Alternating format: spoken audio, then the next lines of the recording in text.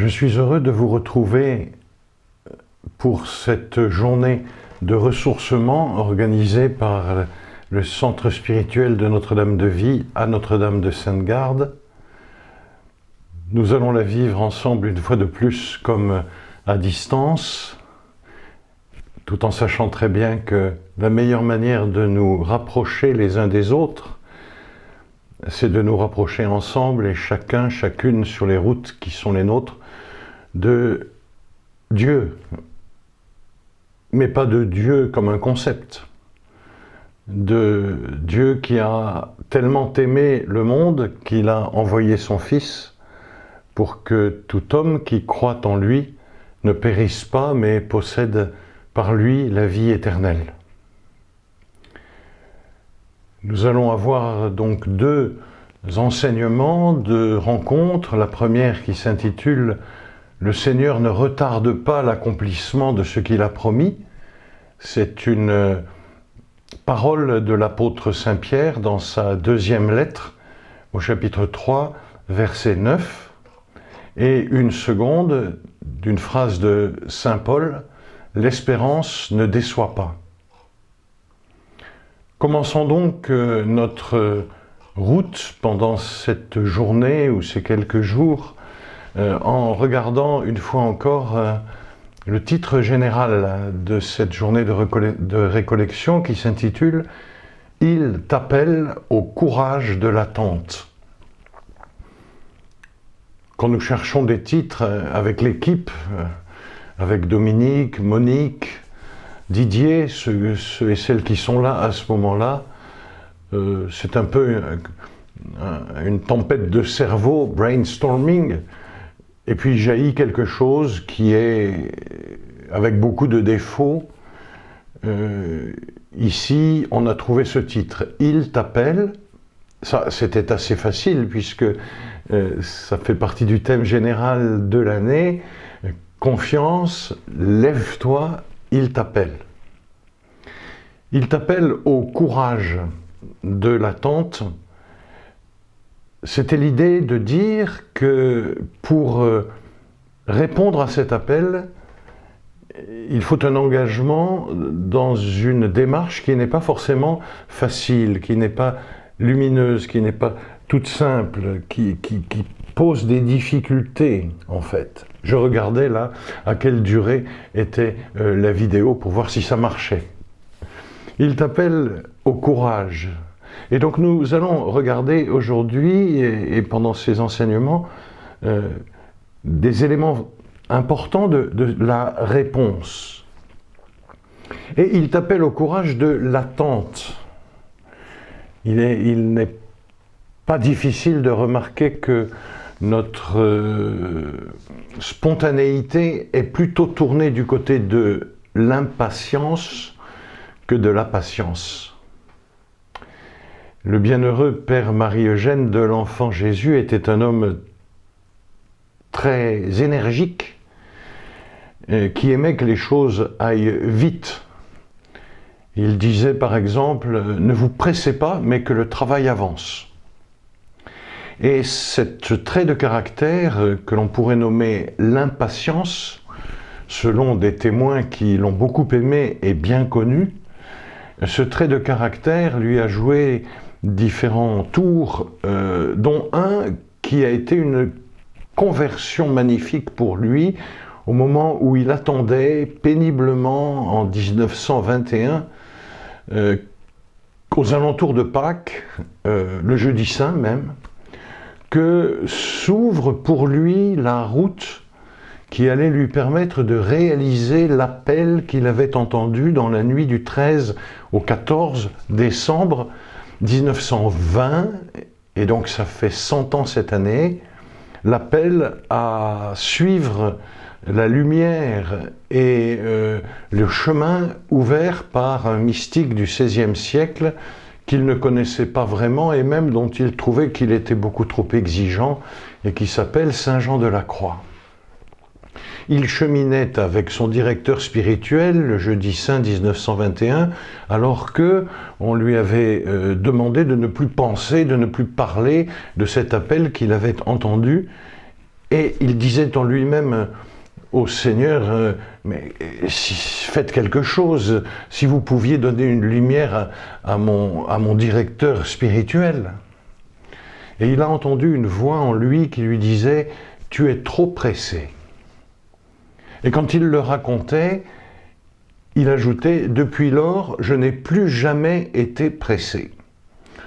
Alors, certainement, dans le fond de son âme, il avait été mis par cette parole définitivement au pas du Seigneur. Mais vous comme moi, nous savons très bien qu'un cadeau donné dans le fond de l'âme met beaucoup de temps à grandir, à croître et à imprégner en quelque sorte tout l'espace de notre personnalité. Et tout à fait à la fin de sa vie, alors qu'il était vraiment très fatigué, proche de la mort, il a dit « J'ai tout fait par ma patience, une patience qui dure depuis 40 ans, 45 ans. Je ne me souviens pas très bien du chiffre. Elle finira par être longue, n'est-ce pas ?» Ce thème de l'attente nous invite donc à un courage pour passer de ce monde de l'impatience quasiment immédiate, de l'instantanéité, du Black Friday qui deviendra je ne sais pas quoi, click and collect, rapide, vite, vas-y, cours, pour assouvir tout de suite une envie, un désir, ça ne supporte pas d'attente. Donc de cette atmosphère-là, qui est assez destructrice et porteuse de violence, à une autre, qui est l'art de savoir attendre sans se désespérer, sans se décourager. Alors nous allons essayer de développer cela. Je vais baisser un petit peu le zoom pour que vous puissiez voir un peu mieux, peut-être. Comme ça, qu'est-ce que vous en pensez? Et nous allons vivre cela en reprenant un tout petit passage de l'expérience de notre cher ami Bartimée, qui est devenu un copain maintenant et qui nous éclaire sur beaucoup de choses, lui qui toutefois était aveugle. Je reprends juste quelques éléments. Vous le trouvez dans le chapitre 10 de saint Marc ou bien dans l'évangile selon saint Luc. D'abord, Bartimée, il a crié. Jésus, fils de David, aie pitié de moi. Ensuite, il a entendu une parole bonne qui lui était portée par des témoins, des disciples de Jésus. Confiance, lève-toi, il t'appelle.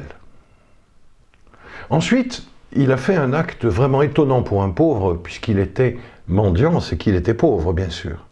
Il a jeté son manteau.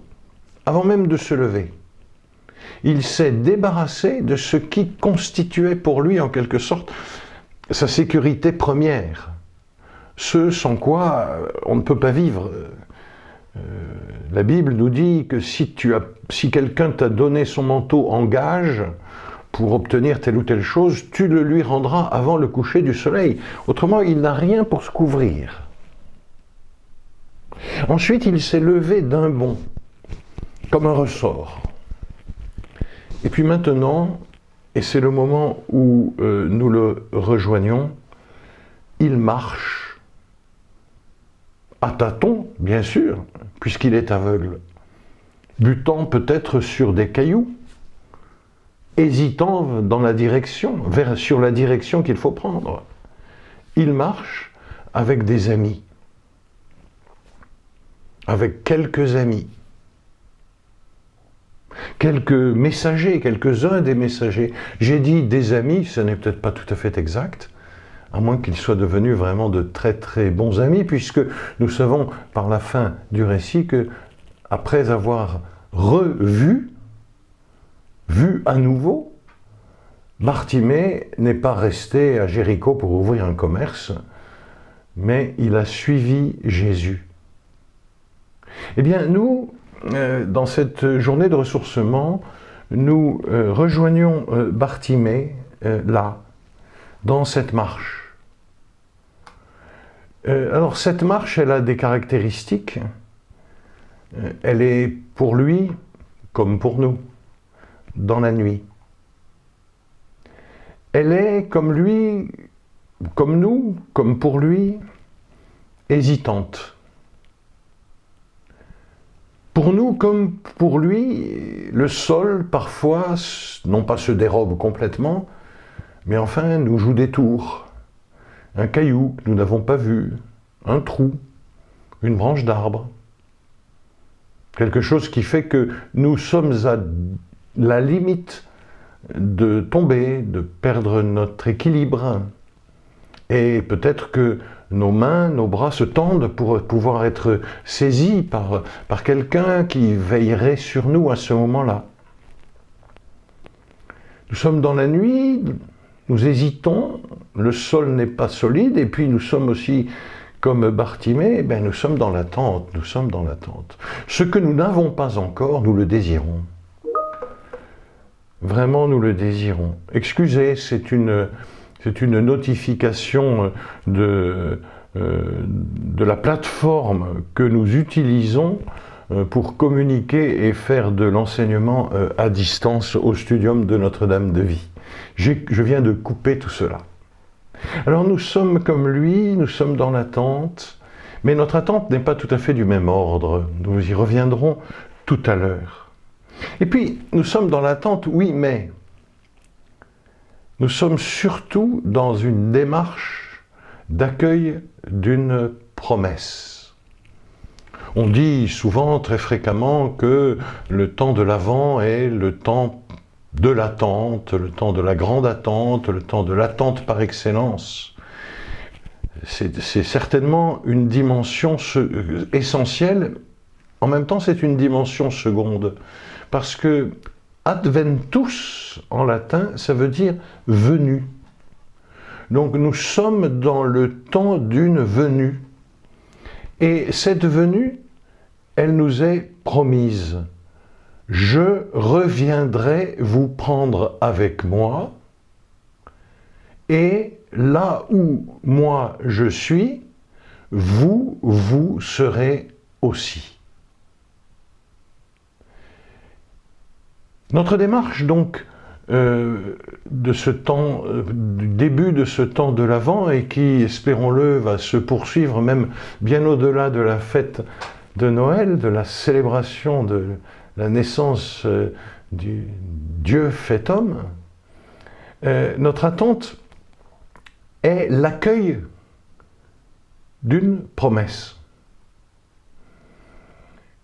Et nous aurons donc à nous poser la question, pourquoi la promesse ne se réalise-t-elle pas tout de suite ? En effet, il nous serait bien difficile d'imaginer un Dieu qui promet de belles choses et puis qui ne les donne qu'au compte-gouttes, ou bien les fait désirer.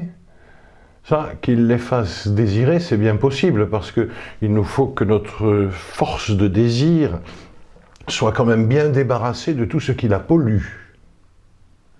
Ou bien un Dieu qui éloigne la promesse au fur et à mesure que nous avançons vers elle, un peu comme une carotte pour faire avancer un âne. Et donc il y a une véritable question. Pourquoi n'est-il pas venu déjà complètement ? Quelle en est la raison ? Quelles en sont les causes ? Et surtout, que pouvons-nous faire, nous, pour accélérer, en fait, sa venue ? Nous avons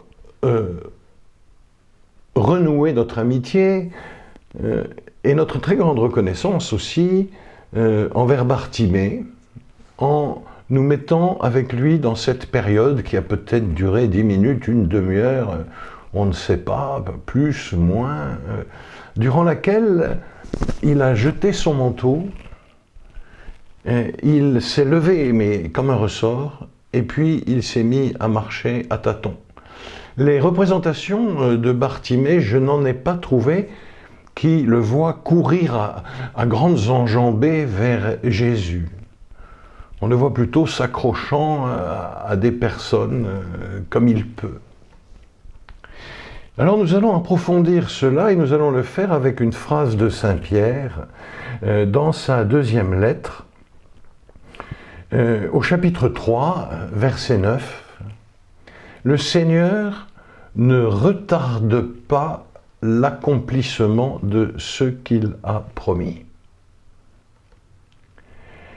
Alors nous allons commencer par nous poser la question, mais au fond, qu'est-ce qu'il nous a promis ? Et je vais vous partager quelques textes du bienheureux Marie-Eugène que vous pourrez retrouver très facilement dans un petit livre qui s'appelait Les premiers pas de l'enfant Dieu et qui a été republié sous un autre titre. Je suis désolé, je viens de l'oublier. Je vous le dirai dans notre prochain entretien. Et voici ce qu'il dit à la page 19 de ce livre. C'est une période d'attente, une période de soupir, une période d'espérance d'une venue. Quelle est cette venue ? Alors pour comprendre cela, il dit, il faut voir vraiment les choses en grand. Dans la période que nous traversons, où nous avons de nombreuses raisons, plus ou moins valables, de voir les choses plus en étriqué qu'en dilaté, de fait notre âme se trouve quand même un peu oppressée par la situation actuelle. Sans trop en connaître les raisons profondes, nous sentons qu'il y a vraiment quelque chose qui ne va pas. Quelle est cette venue ? Et voici le conseil que le Père Marie-Eugène nous donne, le cadre le plus grand, le plus vaste, le plus large, dans lequel nous devrions nous placer, est évidemment l'attente de la venue du Seigneur, de la venue de Dieu. La question donc, et la proposition, l'opportunité, le don qui nous est fait, c'est de changer notre cadre. D'accueillir un cadre, c'est-à-dire une mise en scène, une ouverture du regard différent de celui que les circonstances nous ont imposé ou que nous nous sommes construits. Nous devrions nous placer dans un cadre le plus grand, le plus vaste, le plus large. Alors, on pourrait se dire, oui, mais ça c'est de l'abstrait, ça c'est de la théorie, c'est un rêve. En fait, ce qui risque plutôt d'être une théorie, c'est le mini-cadre que je me suis fabriqué de toutes pièces. Et ce cadre, c'est l'attente de la venue du Seigneur, de la venue de Dieu. Alors si nous étions un peu des amis de Saint Augustin, nous poserions avec lui la question suivante, mais qu'est-ce que ça veut dire qu'il est venu ou qu'il va venir ? Et de fait, puisque Dieu est partout, il est difficile d'imaginer qu'il vienne. Saint Augustin a réfléchi là-dessus et il a trouvé une formule que nous pouvons partager, qui est très, très touchante et suggestive. Il est venu là où il était déjà. Il est venu là où il était déjà. Quelle belle chose! Ça veut dire qu'il s'est manifesté d'une manière telle que là où il était déjà et où nous ne pouvions pas le repérer, il s'est rendu repérable, atteignable, touchable, dialogable, si j'ose dire. Il s'est rendu, en d'autres termes, présent. Cette venue du Seigneur, il l'a promise. Et donc elle est certaine comme l'aurore. Certaine comme l'aurore, mais pourquoi ? Alors j'ai trouvé aussi dans la page 19, toujours des premiers pas de l'enfant Dieu, une question qui mérite aussi que nous l'entendions et qui au fond, lorsque nous attendons de façon douloureuse et un peu désespérée, monte dans notre âme, du fond de notre âme, comme une lime sourde, une vrille, quelque chose qui nous tord, et qui pourrait bien s'exprimer de cette façon, mais pourquoi suis-je là? À quoi tout cela sert-il? Mieux vaudrait pour moi ne pas être né. Pourquoi pas? C'est dans la Bible, donc on y a droit. Et voici ce que dit le Père Marie-Eugène. Mais au fond, pourquoi le bon Dieu m'a-t-il créé? C'est une autre manière de poser la même question. Il n'y a pas de doute, dit-il. Alors là, respirons un grand coup, ça fait du bien. Il n'y a pas à aller chercher des circonstances, des petites causes. Non, il n'y en a qu'une, la grande cause. Dieu est amour, Dieu nous a aimés, il nous a appelés par amour, et cet appel avec lequel Dieu nous a créés, avec lequel il nous a appelés, cet appel est toujours vivant. Ce qu'il a aimé, il l'aime toujours. Ce qu'il nous a donné, il nous le donnera toujours, comme dit saint Paul. Les dons de Dieu sont sans repentance, ça veut dire sans regret. Et ce qu'il a commencé en nous, Dieu le terminera et le conduira à sa fin. La raison pour laquelle la venue est certaine comme l'aurore, ça n'est pas moi, ça n'est pas vous, ça n'est pas nous, c'est Dieu. Cette venue certaine, ça fait partie de ces grandes vérités toutes simples, comme s'exprimait encore le Père Marie-Eugène, toujours dans la même homélie pour le premier dimanche de l'Avent. Elles sont si simples, ces vérités, dit-il, que nous n'y pensons pas. Exemple, nous vivons dans l'air, nous le respirons, il purifie notre sang, et nous n'y pensons pas. Nous pensons aux cailloux de la route, à la pluie qui tombe, et nous ne pensons pas à cet air qui, à tout instant, nous revivifie. Il en est un peu de même de l'amour du bon Dieu, dont nous vivons spirituellement. Le bon Dieu ne peut pas nous lâcher, il ne peut pas nous abandonner parce qu'il nous aime. Ces vérités simples, peut-être que notre journée de récollection est une opportunité pour que nous y pensions avec reconnaissance et bien entendu avec de fortes questions. Parce que ce qui est affirmé ici, qui nous paraît en fait évident lorsque nous y pensons, avec la comparaison de l'air qui ne cesse pas de nous revivifier, même si nous avons mal aux pieds, aux genoux, à l'âme, à notre orgueil, que sais-je. Mais ça laisse quand même une question, parce que si Dieu est tout-puissant, alors pourquoi, mais pourquoi ne force-t-il pas un peu le destin? Ne force-t-il pas un peu notre liberté pour arranger tout cela une bonne fois? La grande attente, ça n'est pas simplement la venue de Dieu, c'est aussi notre retour vers Dieu. Là, c'est page 23 du même livre. La grande attente, la grande espérance de l'Avent, c'est le retour vers Dieu. L'entrée dans la Trinité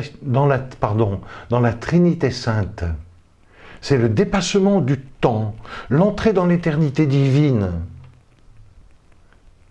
Alors, nous réalisons l'appel à la perfection contenu dans notre grâce baptismale, dans l'appel de notre baptême et de notre confirmation pour celles et ceux d'entre nous qui ont cette grâce d'avoir été baptisés, et dans l'appel qui est enraciné au plus profond de l'âme humaine et soutenu par de multiples secours divins tout au long de notre route, pour celles et ceux d'entre nous qui bientôt recevront cette grâce ou qui sont en train de la découvrir.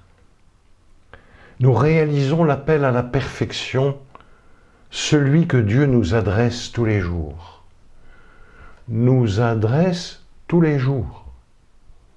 On pourrait dire toutes les minutes, toutes les secondes, sans cesse. Comme l'air nous vivifie. Je me souviens d'une situation où j'étais plutôt assis dans un fauteuil, dans une obscurité grande, avec un ami très cher, les deux mains dans la tête dans les deux mains, plutôt j'allais dire les deux mains dans la tête dans les deux mains, à pleurer comme je n'avais jamais pleuré de ma vie. J'avoue qu'à ce moment-là, je ne pensais pas à l'air qui donne de revivifier. Et je ne pensais pas non plus que Dieu était encore là. J'avais plutôt le sentiment qu'il avait bien disparu. Je parle de moi ici, mais vous pourriez parler de vous, n'est-ce pas? La grande espérance, c'est le retour vers Dieu. Mais alors, comment faire pour retourner vers Dieu? Il nous faut un pont, il nous faut un passage, il nous faut une direction, il nous faut son lieu. Où est-il pour que je puisse aller vers lui? Et qui est-il pour que je n'ai pas peur d'aller vers lui? Eh bien, c'est deux questions, trois si vous voulez. Où est le pont? Où puis-je monter sur le pont? Et comment faire pour soutenir ma marche? Ces trois questions, la solennité de la nativité du Verbe fait chair, Dieu homme, leur offre non pas simplement une réponse intellectuelle, mais bien plus que cela, une manifestation lumineuse, éblouissante et très douce. Je trouvais une phrase dans un livre, je ne sais pas où, d'un auteur qui dit « La lumière ne parle pas. Et Jésus nous a dit « Vous êtes la lumière du monde. » Ça m'a fait un choc, parce que comment trouver des mots pour parler de tout cela? Et comment être tel qu'un peu de lumière puisse nous rejoindre et que nous puissions la transmettre? La lumière est venue dans le monde à la nuit de Noël. Depuis, elle ne l'a plus jamais quitté, elle ne l'avait pas quitté, mais elle n'était plus visible par les hommes et les femmes, par l'humanité, qui s'était mis des lunettes tellement déformantes et qui les emporte encore dans bien des cas, nous-mêmes, pour éviter de la voir. La lumière ne parle pas.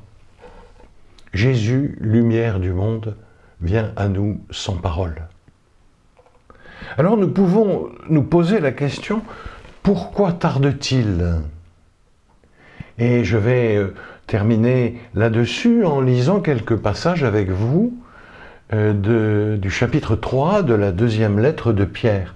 Je vous inviterai vraiment à bien vouloir le lire en entier, ce chapitre 3 de la deuxième lettre de Pierre. Je le prends dans la nouvelle traduction de la liturgie.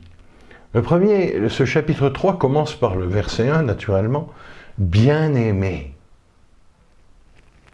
Et puis, il indique ensuite ce qu'il veut faire. « Je fais appel à votre mémoire afin de réveiller en vous une intelligence claire. » Qu'est-ce que ça veut dire exactement? Je n'en sais trop rien. Il fait appel à notre mémoire. Souviens-toi. Souviens-toi de quoi? Souviens-toi pas simplement de tes difficultés récentes. Mais souviens-toi des moments où, dans ta vie, Dieu fut là. Et que ce souvenir qui est en train de s'éveiller en chacun de nous au moment où nous en parlons, fasse vaciller ces cadres très étroits qui nous empêchent de voir que cette présence est constante. Afin de réveiller en vous une intelligence claire. Nous avons peut-être une intelligence ici, c'est une compréhension, une science ce qui nous permet de saisir une connaissance, afin de réveiller en vous une connaissance claire. Nous pouvons tout à fait laisser la connaissance claire complètement s'endormir. Il suffit que nous ne lisions pas un évangile chaque jour, un petit morceau chaque jour, pour que notre intelligence s'obscurcisse. C'est très très simple d'endormir, puisqu'il s'agit de réveiller. C'est très facile de laisser s'endormir la clarté de nos connaissances. Très très facile, surtout quand il s'agit de Dieu. Alors, au début de cet Avent, notre journée de ressourcement nous ouvre une piste.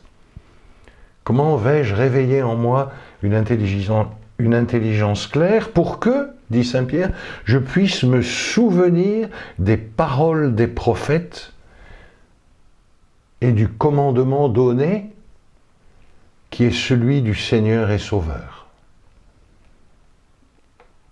Alors ensuite, au verset 3 à 5, à 6, et 7 même, il y a toute une réflexion de l'apôtre sur l'état du monde. Et c'est pas vraiment très drôle, c'est même assez terrible. Et il note la question qui habite dans nos âmes. Où en est la promesse de son avènement ? En effet, depuis que les pères se sont endormis dans la mort, tout reste pareil depuis le début de la création. Où en est la promesse de son avènement ? Et alors, 3 versets plus tard, au verset 8, « Bien-aimé, dit-il. » Il nous redit comme au début. Alors, c'est pas bien-aimé par moi, encore que si. C'est bien-aimé comme Jésus nous aime. Il est une chose qui ne doit pas vous échapper. Pour le Seigneur, un seul jour est comme 1000 ans, et 1000 ans sont comme un seul jour. Comment allons-nous accueillir cette parole dans notre âme ? Qu'est-ce qui se cache derrière ? On pourrait peut-être suggérer que pour le Seigneur, tout est toujours présent à sa charité et à son amour.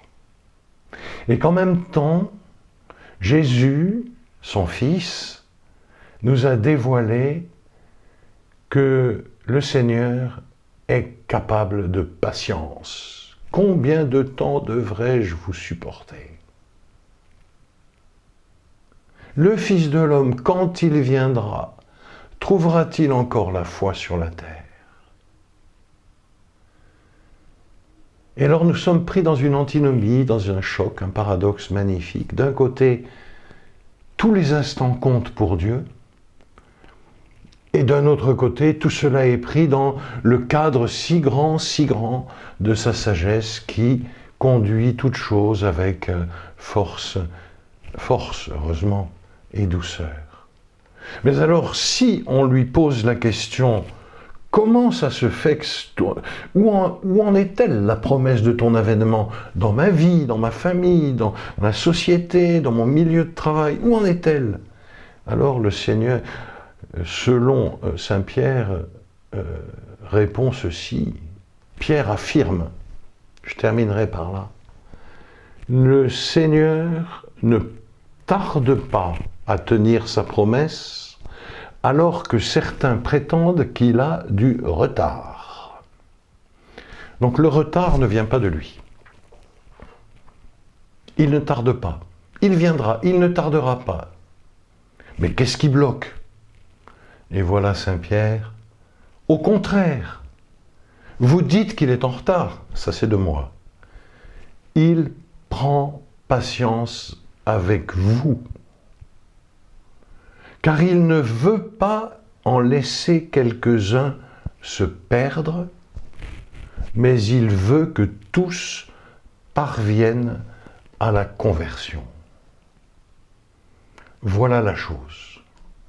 Si Dieu n'est pas encore venu, si Jésus n'a pas pris toute sa place dans mon existence, ça n'est pas qu'il a du retard, c'est que je ne me laisse pas convertir complètement.